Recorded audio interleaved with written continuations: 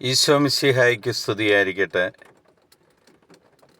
പുതിയൊരു ദിനം കൂടി കാണുവാനും കർത്താവിനോടൊപ്പം സഞ്ചരിക്കുവാനും തിരഞ്ഞെടുക്കപ്പെട്ട എല്ലാവർക്കും കർത്താവിൻ്റെ സാന്നിധ്യം നിങ്ങളുടെ കൂടെ ഉണ്ടായിരിക്കട്ടെ എന്ന് പ്രാർത്ഥിക്കുന്നു. പുതിയൊരു പ്രഭാതത്തിൻ്റെ എല്ലാവിധ ആശംസകളും നേരുന്നു.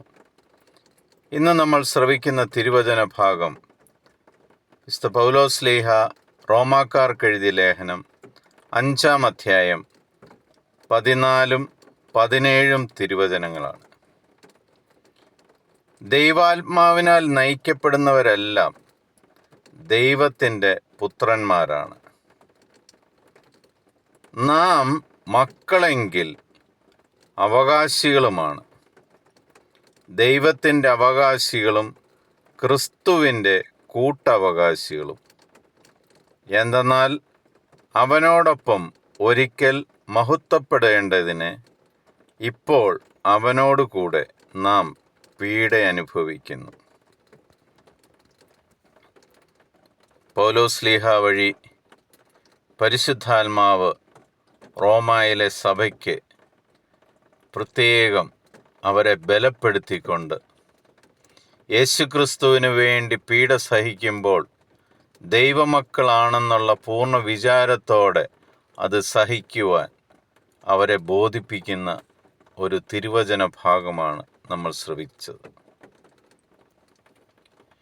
നമ്മുടെ ജീവിതത്തിലും കർത്താവിനെ പ്രതി ധാരാളം സഹനങ്ങളും കുറ്റങ്ങളും ആരോപണങ്ങളും ഒക്കെ നേരിടുമ്പോൾ അതിനെക്കുറിച്ച് പരിതപിക്കാതെ ദൈവമേ, ഞാൻ നിൻ്റെ മകനാണ്, മകളാണെന്ന് ഏറ്റുപറഞ്ഞ് ആ മകനും മകളുമായതിനാൽ അങ്ങയുടെ സഹനത്തിൽ ഞാനും പങ്കാളിയാകണം, എങ്കിൽ മാത്രമേ ഞാൻ അങ്ങയുടെ അവകാശിയായി മാറത്തുള്ളൂ എന്ന് വിശ്വാസത്തോടെ പ്രഖ്യാപിക്കാനുള്ള കൃപ നമ്മൾക്കുണ്ടാകണം.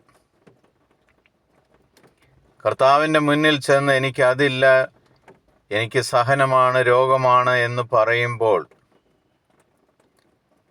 നമ്മൾ സ്വയം ചോദിക്കണം, ജഡത്തിൻ്റെ അഭിലാഷങ്ങൾ നമ്മൾ ചോദിച്ച് നേടാൻ ശ്രമിക്കുമ്പോൾ നമ്മൾ പാപത്തിലാണ്.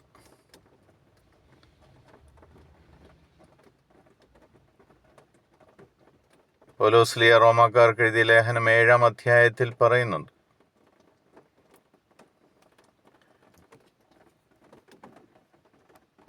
ജഡീക താല്പര്യങ്ങളിൽ മുഴുകിയിരിക്കുന്ന മനസ്സ് ദൈവത്തിൻ്റെ ശത്രുവാണെന്ന്. 8-ാം അധ്യായം 7-ാം തിരുവചനം. ആയതിനാൽ മക്കളെ, ജഡത്തിൻ്റെ അഭിലാഷങ്ങൾ, ജഡത്തിൻ്റെ ആഗ്രഹങ്ങൾ കർത്താവിൻ്റെ മുന്നിൽ പറഞ്ഞ് നേടുവാൻ ശ്രമിക്കുന്നതിന് പകരം ദൈവമേ, നിന്റെ ആത്മാവിനാൽ എനിക്ക് മുമ്പേ നീ അയച്ചിരിക്കുന്ന ദൂതൻ്റെ സഹായത്താൽ എൻ്റെ ജീവിതം ക്രമപ്പെടുത്തുന്നതിനെ ഓർത്ത് ഞാൻ നിനക്ക് നന്ദി പറയുന്നു. ഇന്നത്തെ ദിവസം നിന്റെ പദ്ധതികൾ എന്നിൽ നടക്കുന്നതിനെ ഓർത്ത് ഞാൻ നിന്നെ സ്തുതിക്കുന്നു. അങ്ങറിയാതെ ഒന്നും എൻ്റെ ജീവിതത്തിൽ സംഭവിക്കുന്നില്ല. ഞാൻ അങ്ങയുടെ മകനാണ്, മകളാണെന്ന് വിശ്വാസം പ്രഖ്യാപിക്കുന്നു. അങ്ങയുടെ സഹനത്തിൽ പങ്കുചേരുവാൻ എനിക്കൊരു അവസരം തന്നതിന് ഞാൻ നന്ദി പറയുന്നു. ദൈവത്തെ സ്തുതിക്കുവാൻ അതിനുള്ള കൃപ ദൈവം നിങ്ങൾക്ക് തരട്ടെ എന്ന് പ്രാർത്ഥിക്കുന്നു. പിതാവായ ദൈവത്തിൻ്റെയും പുത്രനായ യേശു ക്രിസ്തുവിൻ്റെയും സഹായത്താൽ പരിശുദ്ധാത്മാവ് നിങ്ങളെ വേണ്ട രീതിയിൽ നയിക്കുന്നതിനും ദൈവത്തോട് ചേർത്ത് നിൽക്കുന്നതിനും ദൈവത്തിൻ്റെ മുഖം ദർശിക്കുവാനുള്ള കൃപ ലഭിക്കുന്നതിനും സഹായിക്കട്ടെ എന്ന് പ്രാർത്ഥിക്കുന്നു. ഈശോ മിശിഹായ്ക്ക് സ്തുതിയായിരിക്കട്ടെ.